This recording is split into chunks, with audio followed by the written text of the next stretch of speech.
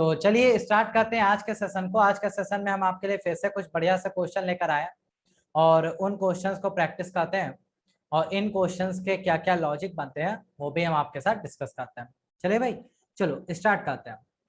सबसे पहला क्वेश्चन आज आपका बाइलिंगुअल क्वेश्चन है भाई, तो आप टेंशन ना लेना, ठीक है। बाइलिंगुअल क्वेश्चन है। चलो सबसे पहला क्वेश्चन आपकी स्क्रीन पर आ चुका है और पहले क्वेश्चन को पढ़िए और करेक्ट आंसर बताइए क्या होगा।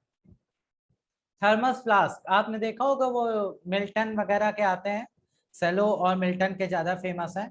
तो उनमें गर्म चीज रखो तो गर्म रहती है, ठंडी चीज डाल दो तो ठंडी रहती है काफी देर तक। तो उसमें उष्मा की कोई हानि या प्राप्ति नहीं होती है। ओके, तो ये आपको बताना है किस कारण से वहां पे उष्मा की हानि या किस रूप से नहीं होती है। कंडक्शन, कन्वेक्शन और रेडिएशन, दोनों ही, या फिर नन ऑफ देम, ये बताना है आपको।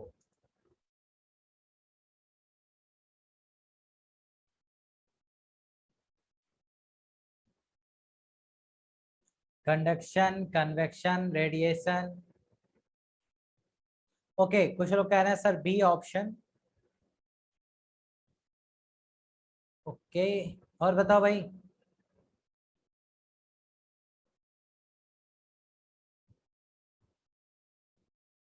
सी ऑप्शन वाले भी आंसर ज्यादा है। सी आंसर सुनील, पवन। ओके, बी वाले भी लोग हैं। तो भाई जितने इतने लोग स्टूडेंट लाइव हैं तो कम से कम आंसर तो दिया करो आप लोग। एक तो ऑप्शन चूज करो, मतलब ऑप्शन चूज करने में इतना समय लग जाता है, 4 लोग आंसर दे रहे हो, बताओ। ना इंसाफी कर रहे हो बिल्कुल। कम से कम 15-20 लोग आंसर तो हमें भी अच्छा लगे। Answer number C. ओके, चलो भाई, सी ऑप्शन जितने लोगों ने चूज किया है वो बिल्कुल करेक्ट। क्योंकि जब आप थर्मस फ्लास्क की बात करते हैं तो उसमें उष्मा ना ही जाती है ना आती है किसी भी तरह से, चाहे वो कंडक्शन हो, चाहे कन्वेक्शन हो, चाहे रेडिएशन हो। किसी भी तरह से ना उष्मा थर्मस फ्लास्क के बाहर जाती है ना ही अंदर आती है। हाँ बिल्कुल संजय जी, मैसेज आ रहे हैं, बिल्कुल आ रहे हैं। ओके, तो ये पॉइंट आपको यहाँ पे याद रखना है। सी ऑप्शन आपका बिल्कुल ही करेक्ट आंसर बनता है कि थर्मस फ्लास्क में लंबे समय तक रखी रहती हैं चीजें, ना ठंडी है ना गर्म है, तो वो किस तरह से हीट का ट्रांसफर नहीं करता बाहर से, इस वजह से, क्योंकि यहाँ पे ऑप्शन नंबर सी करेक्ट है, तीनों ही नहीं होते। ओके, चलो नेक्स्ट क्वेश्चन पे आते हैं भाई। अगला क्वेश्चन देखते हैं क्या है आपके लिए। मोस्ट इंपॉर्टेंट, मोस्ट फेमस, जो कहना चाहो वो कह लो, और हलवा तो है ही। इस क्वेश्चन का आंसर क्या होगा। किस टेम्परेचर पर सेल्सियस और फॉरेनहाइट दोनों ही क्या होते हैं भाई, सेम हो जाते हैं। किस तापमान पर, चाहे उसे डिग्री सेल्सियस में नापो, चाहे आप उसे फॉरेनहाइट में नापिए, दोनों में आंसर सेम आता है। वो टेम्परेचर आपको बताना है। ओके ओके, अभिषेक जी, पवन जी। ओके, तो करेक्ट आंसर कौन दे रहा है भाई, देखते हैं क्या हो गया इसको। करेक्ट आंसर कौन दे रहा है। करेक्ट आंसर, ओके,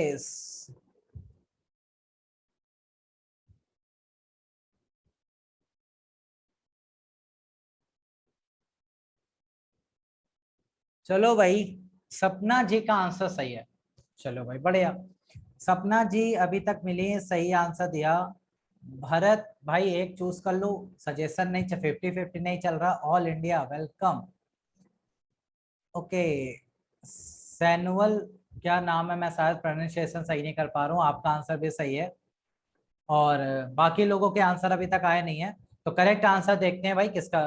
3-4 लोग जिनके हमने नाम लिए उन्हीं के आंसर सही है, बाकी सब गलत है।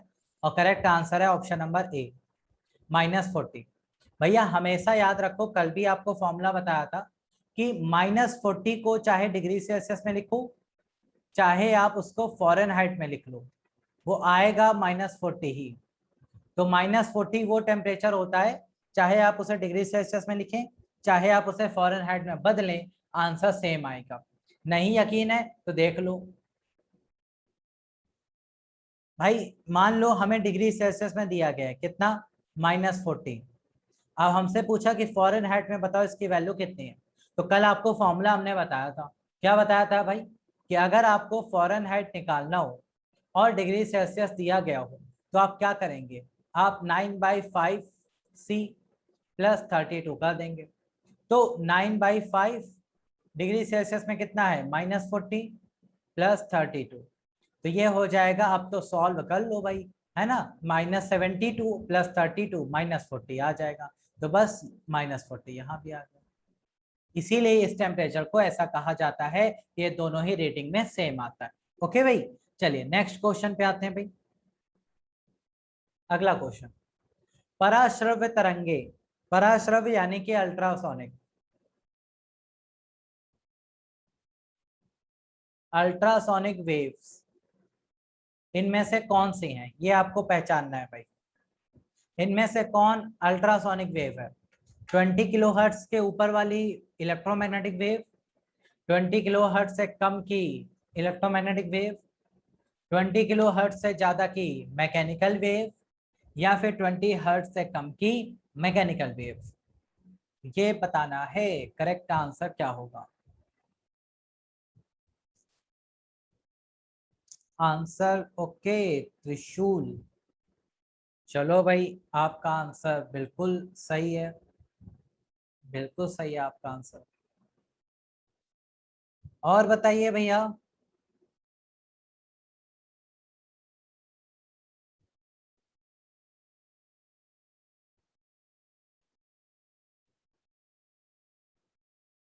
बाकी के आंसर नहीं आ रहे हैं। मैकेनिकल होती हैं जिनको चलने के लिए मीडियम चाहिए, इलेक्ट्रोमैग्नेटिक वो होती है जिनको चलने के लिए मीडियम नहीं चाहिए। थोड़ा सा फॉर्मूला देखना, देख लीजिए भाई, बिल्कुल आपके लिए पूरी स्लाइड है, ये लीजिए। ओके, 9/5 डिग्री सेल्सियस + 32, ये फॉर्मूला होता है, ठीक है। चलिए, शालिनी जी आपका आंसर सही है। ओम प्रकाश, आपका भी आंसर बिल्कुल सही है। तो करेक्ट आंसर भैया ऑप्शन नंबर सी है। अल्ट्रासोनिक वेव जो होती हैं ये सब साउंड वेव है, ध्वनि तरंगे हैं, और ये सारी की सारी मैकेनिकल वेव होती हैं, ठीक है। और यहाँ पे बात करें तो अल्ट्रासोनिक जो होती है उनकी फ्रिक्वेंसी जो होती है वो 20 किलो हर्ट्ज से ज्यादा की होती है। ओके, और इंफ्रासोनिक जो होती हैं, अवश्रव्य, इंफ्रासोनिक यानी कि अवश्रव्य, इनका जो फ्रिक्वेंसी होता है वो 20 हर्ट्ज से कम होता है। और जो ऑडिबल हैं, जिनको हम सुन सकते हैं, जिन्हें सिर्फ श्रव्य कहा जाता है, यानी कि ऑडिबल, तो ये मेरे प्यारे भाई 20 किलो हर्ट्ज से लेकर 20 हर्ट्ज के बीच लाई करती है, इसे हम सुन पाते हैं। इसके ऊपर का हम नहीं सुन पाते, इसके नीचे का भी हम नहीं सुन पाते। इसके ऊपर का कौन सुनता है? डॉग्स, कैट्स और बैट, चमगादड़ जिसे बोलते हैं, वो भी इसे सुन पाते हैं। वेल मछली, नहीं नहीं वेल नहीं, सॉरी, डॉल्फिन, डॉल्फिन इसे सुन पाती हैं। लेकिन इंफ्रासोनिक कौन सुनता है? इंफ्रासोनिक जो 20 हर्ट्ज से कम की होती है उन्हें सुनते हैं एलिफेंट, हाथी और वेल मछली, ये लोग इंफ्रासोनिक सुनते हैं। अल्ट्रासोनिक चमगादड़, डॉग, कैट ये सुनते हैं, ठीक है, और डॉल्फिन भी, याद रखिएगा। चलिए नेक्स्ट क्वेश्चन पे आते हैं भाई। सिटी स्कैन करने में कौन सी रेस यूज की जाती है? सिटी स्कैन आप में से अगर कभी किसी ने कराया हो तो उसमें कौन सी किरणें, कौन सी रेस यूज की जाती है, ये आपको बताना है भाई। अवरक्त, पराश्रव्य, दृश्य प्रकाश या फिर एक्सरे।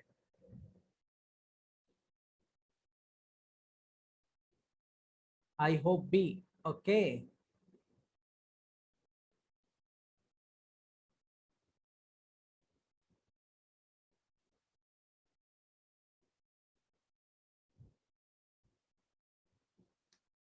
चलो भाई, शालिनी जी का आंसर सही है, निशांत का आंसर सही है, दो लोगों के आंसर सही आ गए।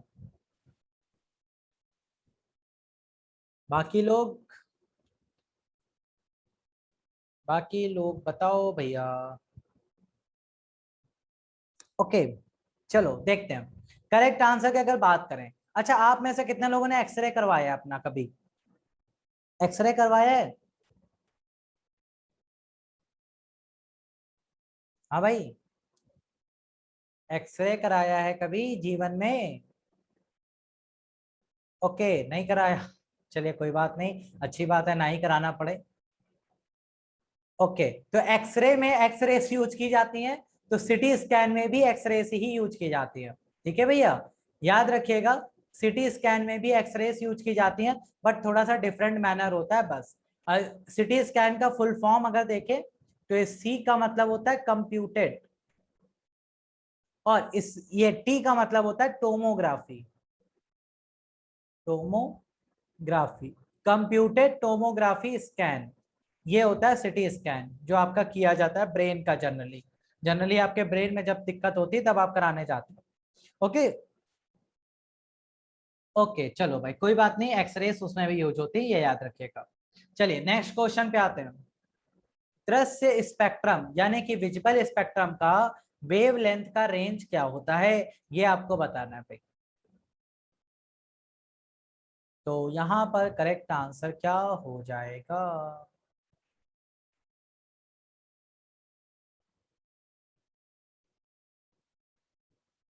B option.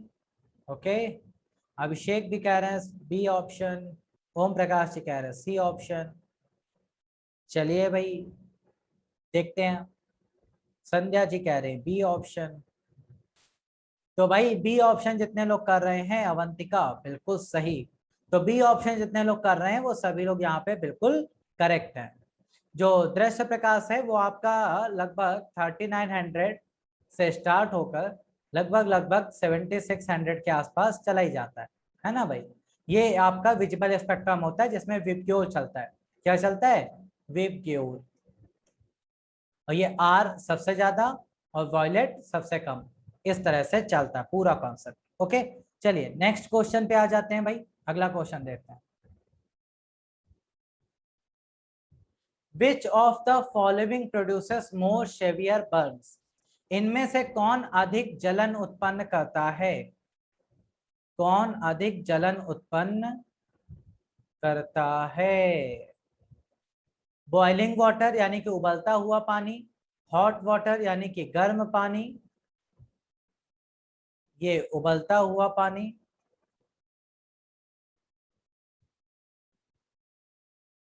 या फिर स्टीम भाप, या फिर पिघलती हुई बर्फ।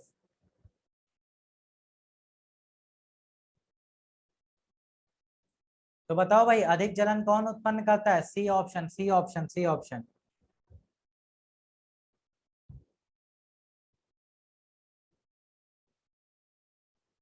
Okay, C option. चलिए भाई आप सब कह रहे हैं इतना तो मान लेते हैं आपकी बात, steam is the right answer. अच्छा, स्टीम क्यों ज्यादा जलन उत्पन्न करती, पेपर में ये पूछ दिया तो आपने स्टीम बता दिया, सभी का आंसर सही है, बिल्कुल बहुत बढ़िया।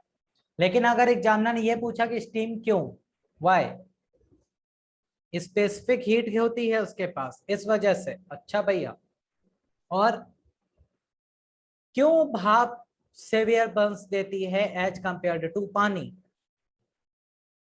बताओ भाई।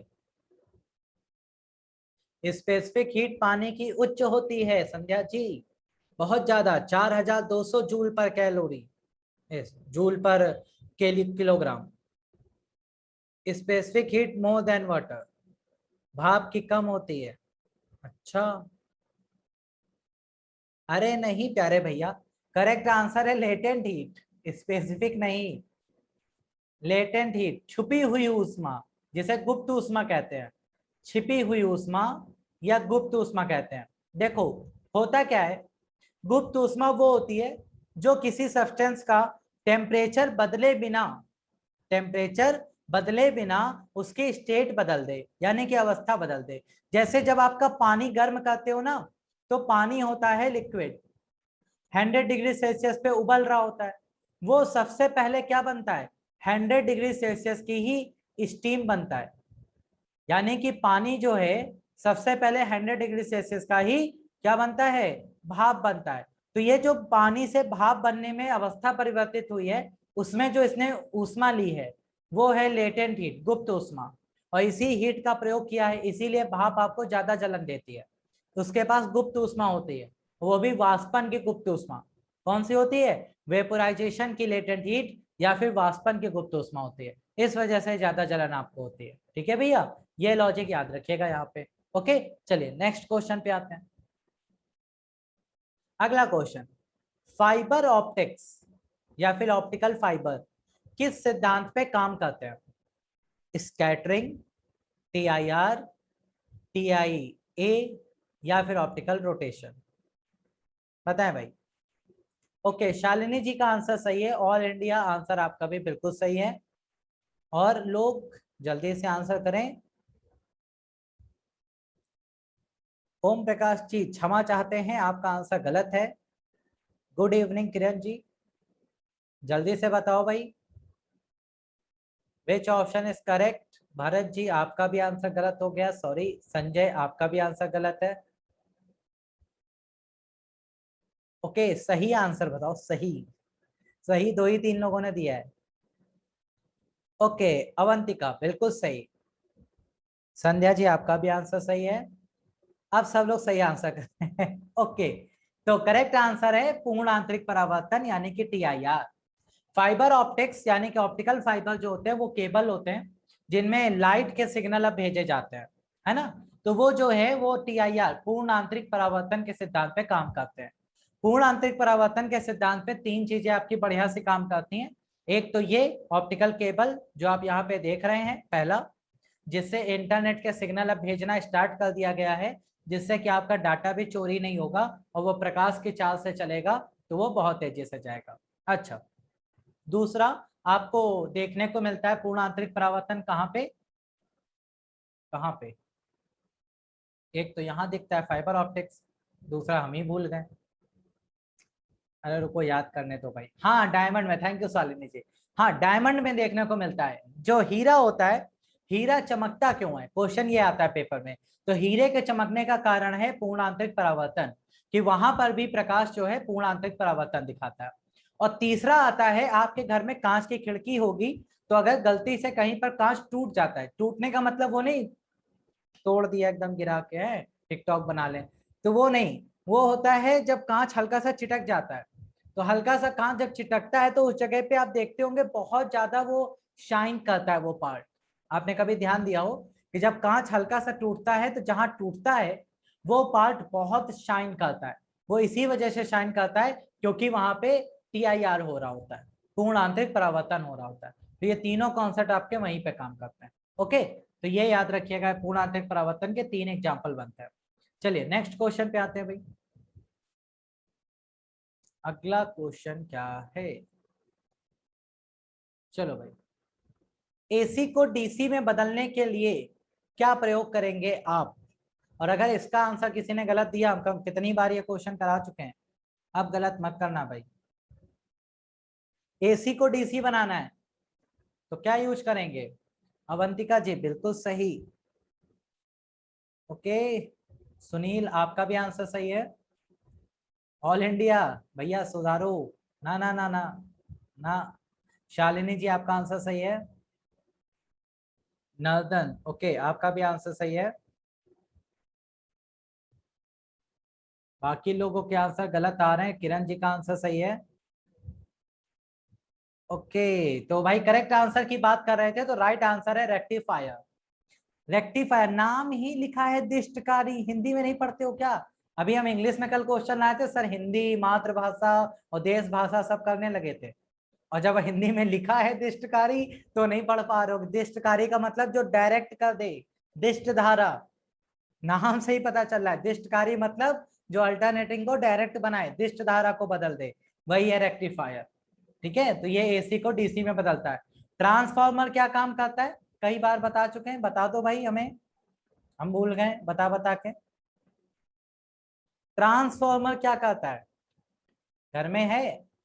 घर में नहीं, घर के गली में तो है आसपास। घर के आसपास कोई गली है कि एकदम मैदान में रह रहे हो? ट्रांसफार्मर है आसपास, क्या करता है बताओ भाई। पेपर में क्वेश्चन ट्रांसफार्मर का आ गया तो बताओ क्या आंसर करोगे?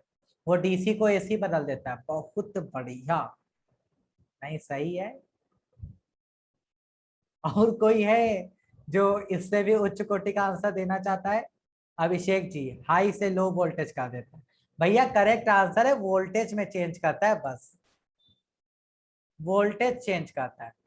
अगर आप थोड़ा सा दिमाग लगाएं, जैसे घर की गली में ट्रांसफार्मर रखा है, अब वहां से जो हाई टेंशन लाइन आती है उसमें 18,000 वोल्ट आता है।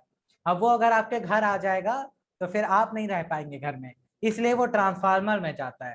ट्रांसफार्मर उसको 220 वोल्ट बनाता है, तब आपके घर में भेजता है, तब आप उसको अच्छे से यूज कर पाते हैं। ठीक है, तो वो होता है आपका सिंपल सा काम। और ट्रांसफार्मर सिर्फ वोल्टेज कम नहीं करता, वोल्टेज बढ़ाता भी है। ट्रांसफार्मर दो टाइप के होते हैं भैया, एक होता है स्टेप अप, एक होता है स्टेप डाउन। ठीक है, स्टेप अप जो वोल्टेज को बढ़ाता है, और एक होता है स्टेप डाउन जो वोल्टेज को घटा देता है।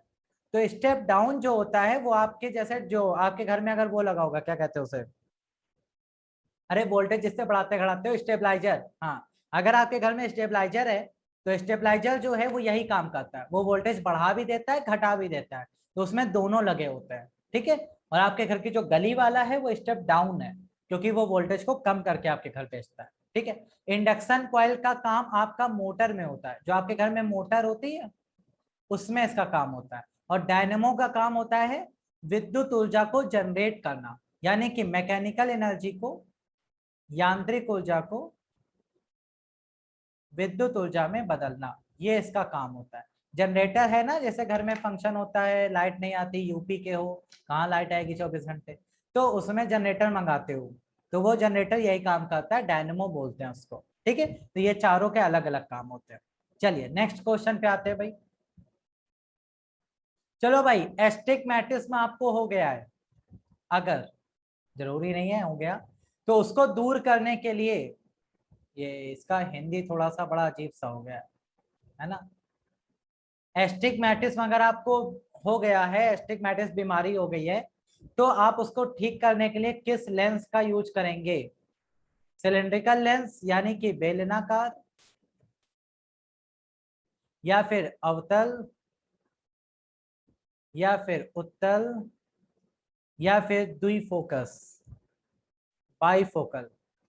बताओ भाई, किसका यूज करेंगे आपको एस्टिग्मेटिस में अगर हो जाता है तो? अरे कोई तो आंसर दो, नहीं हो रहा भैया, चिंता ना करो, हो ही जाएगा। अगर आपको एस्टिग्मेटिस में बीमारी हो जाती है, आप बिंदुकता बोलते हैं इसको हिंदी में, आप बिंदुकता इसको हिंदी में कहा जाता है।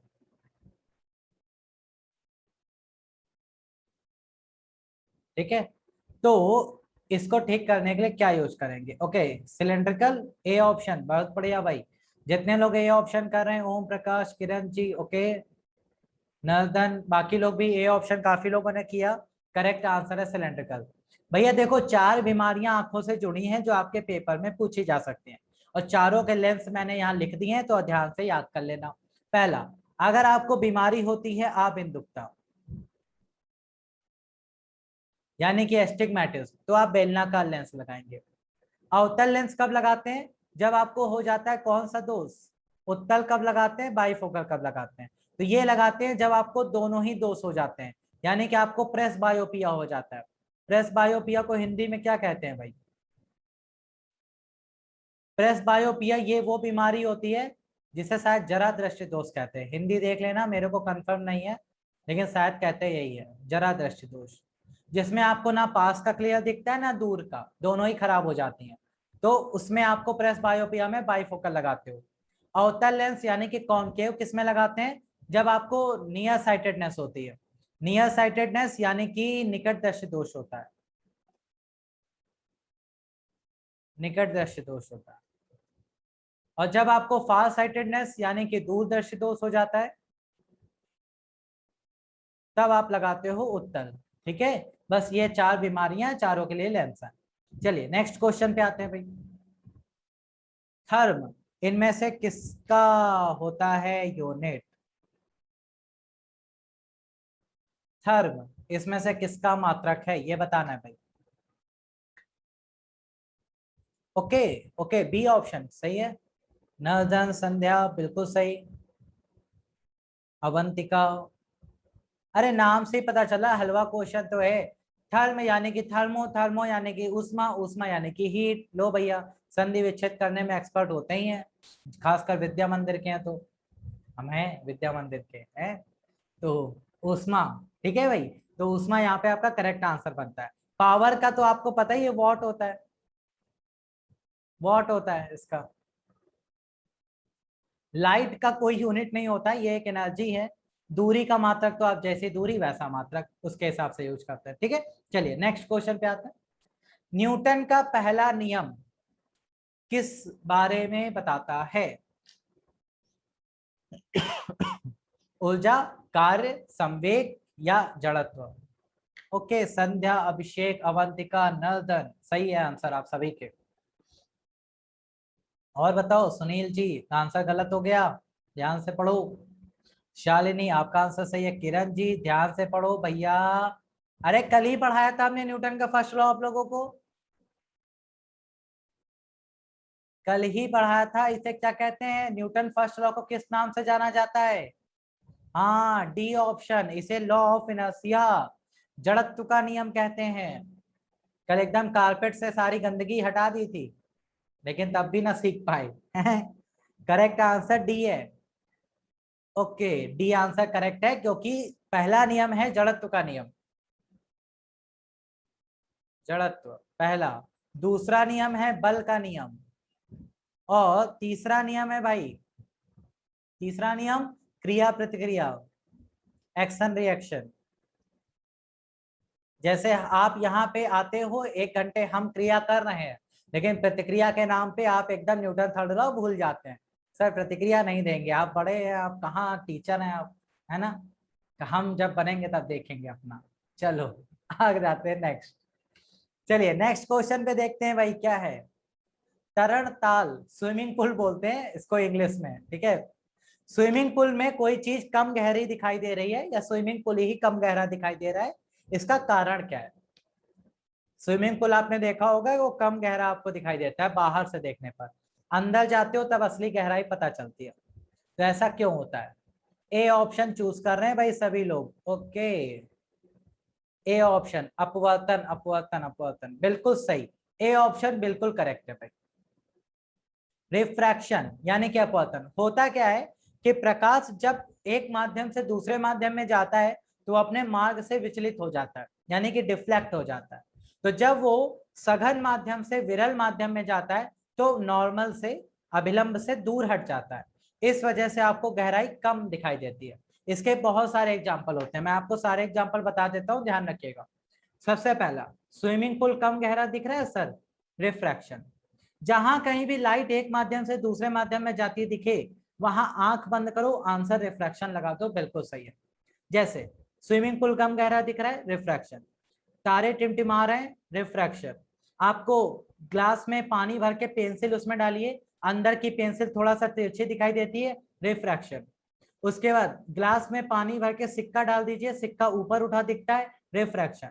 घर में पानी की टंकी अगर मम्मी साफ कराती हैं आपसे तो बढ़िया है, तो आप जब उसे देखते हो तो कम गहरे दिखती है, तो वो भी रिफ्रैक्शन। तो ये सारे के सारे जो आंसर हैं वो रिफ्रैक्शन ही है, ठीक है, अपवर्तन की वजह से ऐसा होता है। चलिए नेक्स्ट क्वेश्चन पे आते हैं भाई।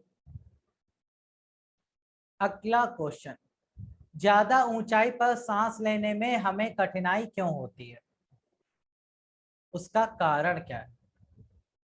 एयर प्रेशर कम होता है, टेम्परेचर कम होता है, ओजोन की वजह से, या नमी ज्यादा हो जाती है? ओके, सब लोग ए ऑप्शन चूज कर लिए लाइन से। इतना अच्छे ना बना करो भाई, अब हम किसी की बेइज्जती नहीं कर पाते हैं, सब ए ऑप्शन सही चूज कर लेते हो, बताओ कैसे करें, कुछ है ही नहीं कहने को। चलो सभी के आंसर सही हैं, फिर से वही बात, करेक्ट आंसर लो प्रेशर। क्योंकि आप जैसे जैसे ऊंचाई पर जाते हैं तो एटमॉस्फेयर का प्रेशर जो होता है वो कम होता जाता है, और आपके बॉडी में जो प्रेशर है, ब्लड प्रेशर जिसे कहते हैं, तो वो बढ़ता जाता है। एक्चुअल में होता क्या, आप एक पर्टिकुलर प्रेशर में जीने के लिए बनाए गए हो। किस प्रेशर में जीने के लिए बनाए गए हो? 1 ATM, एक एटमॉस्फेरिक प्रेशर, जो होता है लगभग 1 × 10⁵ पास्कल, इतने में जीने के लिए बनाए गए हो। आपके बॉडी में जो वेसल है ना, जो जिनमें ब्लड फ्लो करता है, उन वेसल्स में क्या होता है, प्रेशर बाहर की ओर लगता है, एटमॉस्फेयर आपके ऊपर प्रेशर लगाता है अंदर की तरफ, तो दोनों प्रेशर एक दूसरे को कैंसिल कर देते हैं, तो आप मजे से घूमते हो। लेकिन जब आप ऊंचाई पर जाते हो तो वहां पर एटमॉस्फेयर का प्रेशर कम होने लगता है, आपका ब्लड प्रेशर बढ़ जाता है, जैसे एग्जाम में बढ़ेगा बिना ऊंचाई पर जाए। तो वो जो प्रेशर बढ़ता है वो दिक्कत करता है, फिर आपके बॉडी से ब्लड आने लगता है, ब्रेन हेमरेज आपको हो सकता है, ये सारी दिक्कतें आपको हो सकती है। तो वो क्या होता है, लो प्रेशर की वजह से दिक्कत आती है। तो ये ऑप्शन नंबर ए आपका बिल्कुल करेक्ट बनता है। ठीक है भाई, चलिए नेक्स्ट क्वेश्चन पे आते हैं। अगला क्वेश्चन, मरीचिका, मिराज, मरीचिका या मिराज जो होता है वो क्यों दिखाई देता है? कितने लोगों ने मिराज नहीं देखा है आज तक जिंदगी में? जो लोग कमरे में रहते हैं उन्होंने कहाँ देखा होगा है? मिराज कितने लोगों ने नहीं देखा, ये बताओ जरा। ऐसा कोई है आप में से प्राणी जिसने मिराज न देखा हो आज तक, या मरीचिका? ओके, बहुत बार देखा है, बहुत बढ़िया भाई। जिसने नहीं देखा है, अभी तो अगर आपके एरिया में धूप अच्छी निकल रही है, नहीं निकल रही तो आने वाले 5-6 सालों में बहुत बढ़िया निकल जाएगी, जिसमें यहाँ चारों तरफ मिराज ही मिराज दिखेगा, क्योंकि आने वाले समय में टेम्परेचर बढ़ ही रहा है, तो बढ़िया है। करेक्ट आंसर यहाँ पे TIR है। ओके, TIR यानी कि पूर्ण आंतरिक परावर्तन। देखो मरीचिका में दो चीजें होती हैं, एक अपवर्तन भी होता है और साथ में TIR भी होता है, पूर्ण आंतरिक परावर्तन भी होता है, दोनों चीजें होती हैं। मरीचिका होती क्या है? मरीचिका एक ऐसा ऑप्टिकल इल्यूजन है, प्रकाशिक घटना है, जिसमें आप दोपहर के समय में मान लो कड़ाके की धूप है और उसमें आप जा रहे हो और अचानक से आपको सामने लगता है कि पानी पड़ा हुआ है, और वो फिर पास पहुंचता है तो पानी नहीं दिखता, वही होता है ऑप्टिकल इल्यूजन, मरीचिका, मिराज बोलते हैं जिसे। ये रेगिस्तान में आपको ज्यादा देखने को मिलता है और आपके आसपास भी देखने को मिल जाएगा, दोपहर में रोड पर निकलो तब। वो बात अलग है, आप नहीं निकलते एकदम टैनिंग ना आ जाए बॉडी में, है ना, बढ़िया। चलिए नेक्स्ट क्वेश्चन पे आते हैं। सोप बबल, ये बहुत इंपॉर्टेंट क्वेश्चन है भाई। सोप बबल यानी कि जो साबुन का बुलबुला होता है, उस पर जब प्रकाश पड़ता है तो वो बहुत अच्छे अच्छे कलर दिखाता है आपको, है ना, बहुत सारे कलर पैटर्न दिखाता है, विबग्योर दिखाता है। वो ऐसा किस वजह से करता है? डिफ्रैक्शन यानी कि विवर्तन की वजह से, ध्रुवण की वजह से, व्यतिकरण की वजह से, या फिर परावर्तन की वजह से?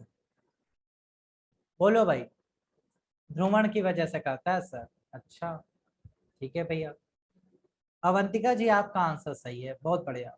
ऑल इंडिया आपका भी आंसर सही है, भारत बिल्कुल सही, शालिनी, संध्या, ओके, इतने लोगों के आंसर बिल्कुल करेक्ट है भाई। करेक्ट आंसर है व्यतिकरण। भैया देखो, दो बातें हमेशा याद रखना, जब कभी भी पेपर में पूछा जाए कि आप लोग गर्ल्स को पता होगा ये बात कि आपके घर में जब मम्मी चावल बनाने के लिए नहीं पानी में डालती हैं, उसमें कुछ बूंदे तेल के डालती हैं, उसको अगर आप धूप में रख दो तो वो बढ़िया सा कलर पैटर्न दिखाता है। वो क्यों दिखाता है? व्यतिकरण। या फिर अगर आप कपड़े धुल रहे हो, आपने अगर धुले हो, हम बड़े धुले हैं भाई, तो कपड़े जब धुलो तो धूप पड़ जाए अगर उन पे, जो झाग निकलता है उसमें जो बबल बनते हैं ना सोप के, उसमें, या फिर आपने बचपन में मेले में गेम खेला होगा, हाँ वो तो भूल ही गए, वो नहीं होता है सोप का बना के फिर हवा में बबल उड़ाते हो, वो बड़ा गेम बढ़िया बढ़िया था। तो वो गेम जब आप खेलते हो तो उसमें क्या होता है कि जब आप बबल उड़ाते हो तो उसमें बहुत सारे कलर दिखाई देते हैं धूप में, वो कलर जो दिखते हैं वो व्यतिकरण की वजह से दिखते हैं, इंटरफियरेंस होता है वहां पे। इन दोनों के ही आंसर इंटरफियरेंस है। और जिन्होंने ध्रुवण दिया था, भैया ध्रुवण एक अलग घटना है, क्या होता है ध्यान से सुन लो। ध्रुवण एक ऐसी घटना है जो ये पता लगाती है कि प्रकाश एक ट्रांसवर्स वेव है, यानी कि अनुप्रस्थ तरंग है, ठीक है। और आपको पता है प्रकाश में दो चीजें होती हैं, एक इलेक्ट्रिक फील्ड विद्युत क्षेत्र और एक मैग्नेटिक फील्ड चुंबकीय क्षेत्र। तो प्रकाश का दोनों क्षेत्र जब चलते हैं, एक ऐसे और एक ऐसे, दोनों मिक्स होके चलते हैं, तो जब प्रकाश का दोनों क्षेत्र चलते हैं तो यहाँ पे आप रख देते हैं क्रिस्टल, जिसे कहते हैं टूरमैलिन क्रिस्टल। अब इसे बेंजीन न समझ लेना, ये टूरमैलिन क्रिस्टल है, एक डिवाइस है। तो जब प्रकाश इससे गुजरता है तो वो अनपोलराइज्ड होता है। अनपोलराइज्ड का मतलब वो हर दिशा में बह रहा होता है, ऐसे हर दिशा में प्रकाश आपका होता है। लेकिन जब इस क्रिस्टल से होकर गुजरता है तो वो एक ही दिशा में चल रहा होता है ऐसे, तो इसे बोलते हैं अध्रुवित प्रकाश, ये वाला। और जब एक ही दिशा में सिर्फ चल रहा होता है तो इसे बोलते हैं ध्रुवित प्रकाश, और ये घटना कहलाती है ध्रुवण। इसके एग्जाम्पल क्या बनते हैं पेपर में? भैया मूवी देखने गए हो 3D मूवी, उसमें एक चश्मा आपको स्पेशल दिया जाता है उस मूवी को देखने के लिए, वो चश्मा पोलराइड ग्लास होता है जो आपको 3D इफेक्ट दिखाता है, ये पेपर में क्वेश्चन आते हैं।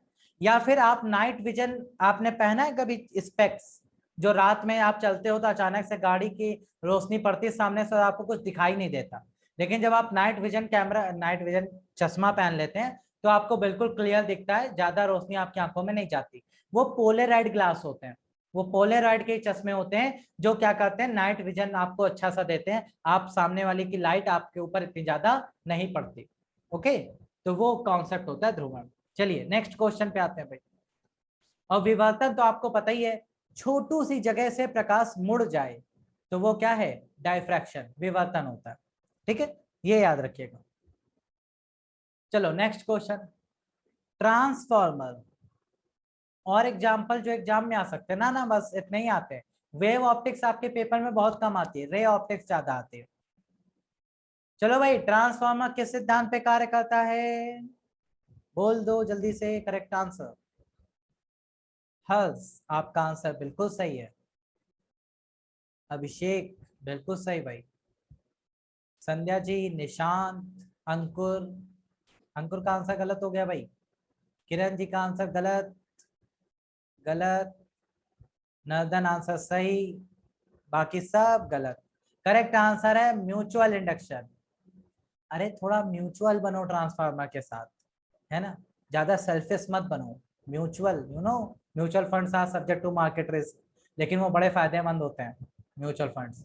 तो अन्योन प्रेरण के सिद्धांत पे ही काम करता है, म्यूचुअल है वो एक, इसमें दो कॉइल होते हैं। अगर आप ध्यान से देखो ट्रांसफार्मर को, आपने कभी देखा हो गलती से किताब में, रियल वाला नहीं, तो वो ऐसा बनाया जाता है। तो इसमें दो कॉइल होते हैं, एक प्राइमरी एक सेकेंडरी, ये होता है। ठीक है, तो म्यूचुअल जो है, प्राइमरी और सेकेंडरी दो कॉइल होती हैं, तो एक में बदलाव होता है तो दूसरे में अपने आप हो जाता है। इसीलिए यहाँ पे अन्योन प्रेरण का सिद्धांत चलता है। सेल्फ इंडक्शन का मतलब खुद में ही चेंज हो जाए, अन्योन प्रेरण का मतलब दूसरे में चेंज कर दो, है ना। तो ये आपका कॉन्सेप्ट, सेकंड आंसर सही होता है। ओके, चलो नेक्स्ट क्वेश्चन पे आते हैं भाई। लेंस किस कांच से बनाया जाता है? बहुत इंपॉर्टेंट क्वेश्चन है। हमें लेंस बनाना है, हम कौन सा कांच यूज करेंगे? पायरेक्स, फ्लिंट, साधारण, या फिर कोबाल्ट? अभिषेक जी बहुत बढ़िया भाई। नर्दन जी आपका भी आंसर सही है। संध्या, सत्यम जी का आंसर गलत हो गया भाई। ओके, पायरेक्स ना, करेक्ट आंसर है फ्लिंट। फ्लिंट कांच का यूज करते हैं हम लोग लेंस बनाने में। ओके, ए ऑप्शन गलत है भैया। कोई बात नहीं, गलती होती है, सीखने तो आए हो यहाँ। पेपर में बस ना करना, बस इतनी हाथ जोड़ के विनती है कि अगर पढ़ाए हुए क्वेश्चन आए हैं तो प्लीज उन्हें तैयार करके जाना। फ्लिंट ग्लास होता है, करेक्ट आंसर है। लेंस बनाने के लिए फ्लिंट ग्लास का यूज किया जाता है, साधारण ग्लास खिड़कियां वगैरह बनाने में यूज किया जाता है। चलिए नेक्स्ट क्वेश्चन पे आते हैं भाई। एमआरआई स्कैन, आपने देखा होगा एमआरआई स्कैन जो होता है, उनमें से किस तरंग का प्रयोग किया जाता है? एमआरआई मशीन आपने देखी होगी, उसमें से कौन सी तरंग प्रयोग की जाती है? अभिषेक बहुत बढ़िया। नर्दन जी आपका भी आंसर सही है। ओके, सुनील आपका भी आंसर सही है। भरत, हर्ष, और बताओ भाई बाकी लोग। ओके, बी ऑप्शन और सी ऑप्शन वाले जो लोग हैं, बी का तो समझ में आता है, ये ए और सी वाले क्या दिमाग लगाना है। एमआरआई नहीं कराया मान लिया, लेकिन एमआरआई सुना तो होगा, उसमें कहीं से भी साउंड नहीं यूज किया जाता है, डीजे नहीं बज रहा है, ठीक है, तो साउंड नहीं यूज करेंगे कतई, चाहे वो अल्ट्रासोनिक हो चाहे इंफ्रासोनिक हो, कोई भी हो, हमसे मतलब नहीं। अब बचे दो, या तो आप एक्सरे डाल दो या तो मैग्नेटिक। एमआरआई का फुल फॉर्म जिसको पता होगा वो हमेशा सही आंसर देगा। क्या होता है एमआरआई का फुल फॉर्म? इसका होता है full form magnetic resonance imaging. अब तो सही आंसर दे ही सकते हैं आप लोग कि भैया मैग्नेटिक यानी कि चुंबक आ चुका है तो चुंबकीय तरंग प्रयोग करेंगे। ये एमआरआई ना कराने जाना तुम लोग एमआरआई। पता चला पहुंच गए सर एमआरआई कर दीजिए, मैंने साउंड नहीं सुनाई दिया सर। हमें तो पढ़ाया गया था कि एमआरआई में आवाज आती है, ये तो ऐसे ही करके चले गए आप।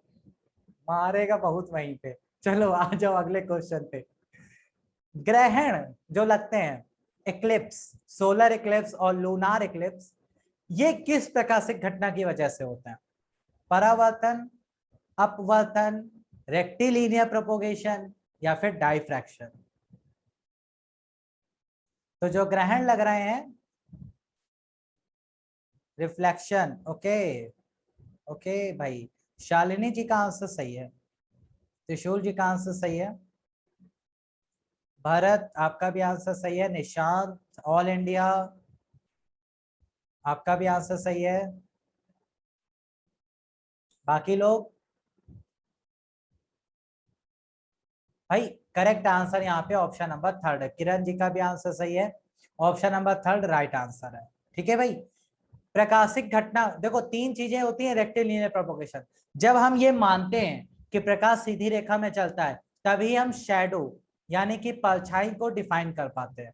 शैडो यानी कि परछाई को डिफाइन कर पाते हैं जब हम ये मानते हैं कि प्रकाश सीधी रेखा में चलता है। तो जब इक्लिप्स होता है तो शैडो ही तो बनती है, इक्लिप्स में शैडो ही बनती है, परछाई बनती है, चाहे लूनर हो चाहे सोलर हो, सूर्य ग्रहण चंद्र ग्रहण, या फिर आपकी परछाई क्यों ना बन रही हो। आप जब धूप में चलते हो तो आपकी परछाई बनती है पीछे, तो वो क्यों बनती है? क्योंकि प्रकाश सीधी रेखा में चलता है इस वजह से। ठीक है, करेक्ट आंसर थर्ड ऑप्शन है।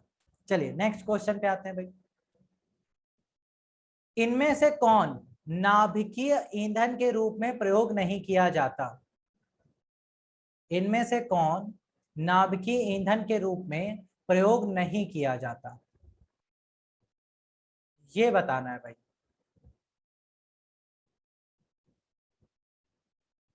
Okay, uranium, thorium, calcium, plutonium. इसका आंसर तो सब लोग सही कर देंगे, कम से कम इतनी तो उम्मीद आपसे कर सकते हैं हम।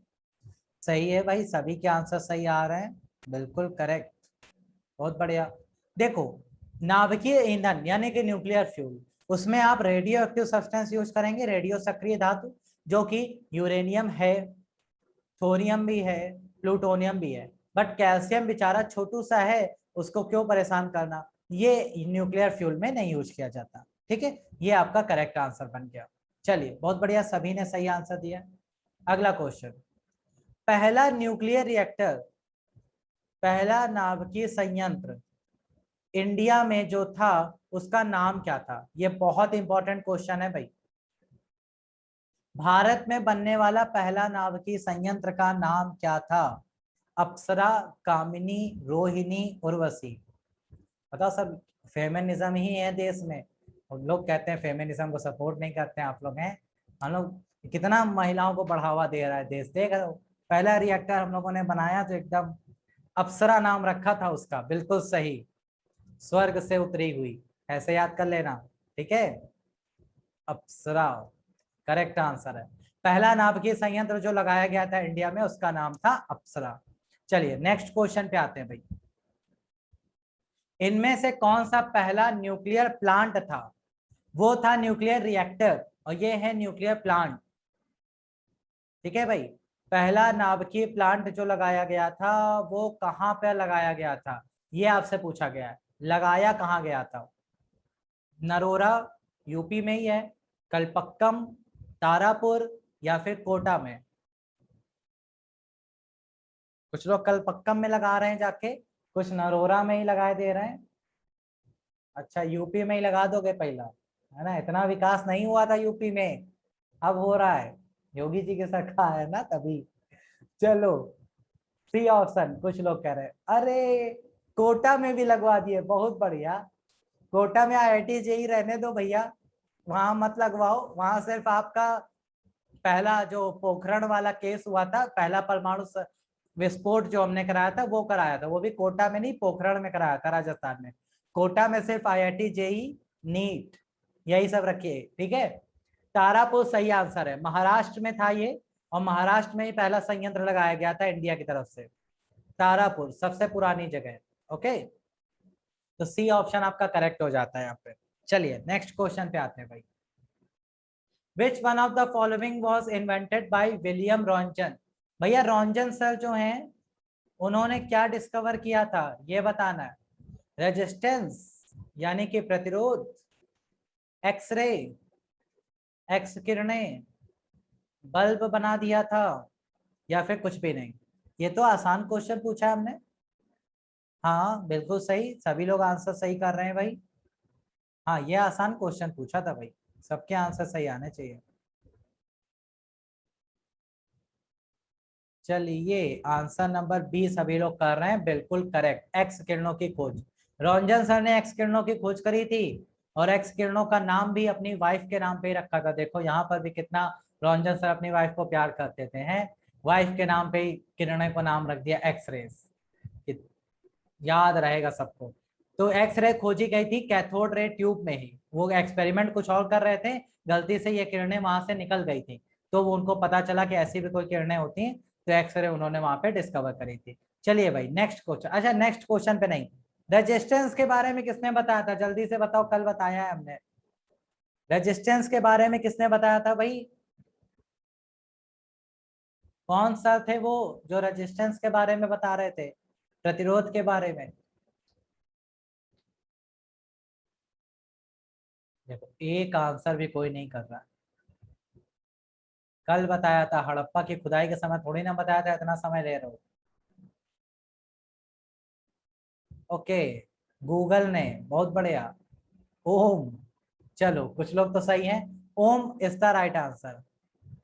ओम सर ने ही प्रतिरोध यानी कि रेजिस्टेंस के बारे में बताया था। इलेक्ट्रिक बल्ब किसने खोजा था, किसने बनाया था, डिस्कवर नहीं सॉरी, किसने इन्वेंट किया था electric bulb. Okay, Thomas Alva Edison, बिल्कुल सही भाई। हाँ भाई, एडिशन। चलो आ जाओ नेक्स्ट क्वेश्चन पे। नेक्स्ट क्वेश्चन ही नहीं है, खत्म हो गए आज, बड़ी जल्दी क्वेश्चन खत्म हो गए, कम ही क्वेश्चन थे शायद। चलो कोई बात नहीं भैया। तो अगर आप में से कोई जिसको कोई समस्या हो किसी टॉपिक को लेकर, या आपका कोई हो डाउट, तो आप हमारे साथ बिना किसी डाउट के डिस्कस कर सकते हैं। बताएं भाई, एनीवन हैव एनी समस्या related to any topic. Note की खोज नहीं बताएं, नोट की खोज हम करेंगे तब बताएंगे। हाँ जल्दी जल्दी हुए, अरे ठीक है, बातें करने के लिए नहीं बैठा है, पंचायत नहीं करनी। वो टॉपिक बताओ, कोई पूछना जो आपको टफ लग रहा हो कि सर ये टॉपिक थोड़ा सा, लेंस और मिरर के सामने आप कंफ्यूज हैं, लेंस और मिरर अभी बता दे, चलो नेक्स्ट क्लास में करा देंगे लेंस और मिरर पूरा, चारों बता देंगे, उत्तल अवतल सारे, लेंस का इमेज फॉर्मेशन बता देंगे, और मिरर का भी बता देंगे। और बताओ नेक्स्ट क्लास में ये आपका कंप्लीट करा देंगे। और कोई समस्या, जो जो समस्या हो सारी बता दो, सब करा देंगे, फिर ना कहना सर पेपर ही में हुई सारी। लेंस मिरर एक डाउट मिल गया। दूसरा विद्युत, अरे विद्युत में क्या, विद्युत बहुत बड़ी है। ट्रांसफॉर्मर बता दीजिए कैसे काम करता है, ये भी बता देंगे, चलो ठीक है। कुछ मोस्ट, अरे बहुत मोस्ट करा दिए, सारे मोस्ट ही हैं। ऑप्टिक्स करा देंगे आपको, लेंस मिरर वाले डाउट खत्म कर देंगे। और बताओ भाई, ऑप्टिक्स हो गया, उसके बाद आपका विद्युत का हो गया, थोड़ा बहुत दे देंगे, रेजिस्टेंस वगैरह जो पेपर में ज्यादा आते हैं। और कोई नहीं, मैं पढ़ा कुछ नहीं रहा हूँ भैया, मैं डाउट ही ले रहा हूँ। मैंने आज तक कुछ पढ़ाया भी है, सब प्रैक्टिस ही तो करा रहा हूँ। टेस्ला वगैरह नहीं आता है, IIT नहीं देने जा रहे हो भाई। टेस्ला और फिर उसके बाद मैक्सवेल, ये पढ़ाने आ जाएंगे तो हो चुका। टेस्ला यूनिट होता है सिर्फ और सिर्फ चुंबकीय क्षेत्र, चुंबकीय बल का, बस इतना याद कर लो, सॉरी चुंबकीय क्षेत्र का, बल कह रहा है, इलेक्ट्रोमैग्नेटिक फील्ड का टेस्ला यूनिट होता है बस। उसमें ज्यादा ना जाओ डीप, मैग्नेटिज्म से एक क्वेश्चन आएगा, वो भी ना एक और पेपर में, कोई साइंस ही थोड़ी ना आ जाएगी पूरी भैया। साइंस से मात्र 3-4 क्वेश्चन आएंगे, इतना परेशान ना हो कि सर पूरी साइंस पढ़ा दो। इतना साइंस आ रही होती तो हम ही सीरियसली पढ़ा रहे होते। ओके चलिए, एक बार यूपी ट्रिपल एससी का सिलेबस बता दें भैया, थोड़ी मेहनत आप भी कर लें, है ना। दुनिया की सारी वेबसाइट में सिलेबस अवेलेबल है, ऐप पर भी अवेलेबल है, आप थोड़ा देख लें, है ना। सब मैग्नेटिक थ्योरी, चलो ठीक है, ओके, कोई बात नहीं, सब बता, ठीक, हम समझ गए हमें क्या क्या पढ़ाना है। ओके, हम पूरी तरह समझ चुके हैं हमें क्या पढ़ाना है क्या नहीं। नाभिकीय बल, चलो थोड़ा सा मॉडर्न, थोड़ा सा ऑप्टिक्स, थोड़ी इलेक्ट्रिसिटी, थोड़ा मैग्नेटिज्म, खिचड़ी बना के ले आएंगे कल, खा लीजिएगा सभी लोग। ओके चलिए, thank you so much, take care, bye bye, have a great day, great night. Okay चलो, थैंक यू, कल मिलते हैं नए टॉपिक नए क्वेश्चंस के साथ।